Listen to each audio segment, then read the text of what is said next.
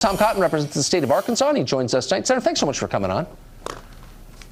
Hey, good evening, Tucker. Good to be on with you. I'm no expert on strategy, procedural or otherwise, just an interested viewer, but I'd really like to hear from Hunter Biden. Why won't we be able to? Yeah, well, first off, Tucker, I'll just say from that lead-in, you may not be an expert in strategy, but I don't think Nancy Pelosi is either. I know the left-wing media is always celebrating her, but after what we saw yesterday with those gold embossed pins, I think Nancy is anything but a master strategist here. I agree with that. As for Hunter Biden, if we're going to have any witnesses, I think Hunter Biden would be at the very top of the list of witnesses that the president would want to call. I don't know, though, what the president and his legal team have decided, whether they want to call witnesses at all or whether they want to move straight to a final vote after arguments and questions from senators. Obviously, they'll play a big role in that. But one thing I can say is that we're not going to have a situation where just the Democrats are calling witnesses. If the Democrats call witnesses, then the president will be able to call witnesses as well. Are there any outstanding, sincere question, any outstanding questions you'd like to see answered? I mean, given, I think you probably agree with me, this whole thing is like ludicrous, but parts of it are kind of interesting. Is there anything you'd like to know?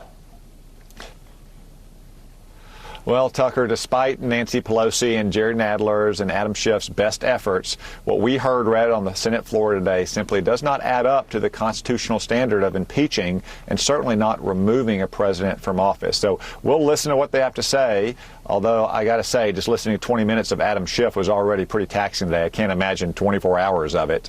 But it's hard to imagine what else they might marshal to support their farcical process that led to this moment coming out of the House. Right. Can you imagine any scenario where the president loses Republicans, any Republicans in the Senate in this trial? I don't know, Tucker. We have to listen to Adam Schiff and Jerry Nadler drone on for so long that we sue for mercy and say we'll do anything to make it end.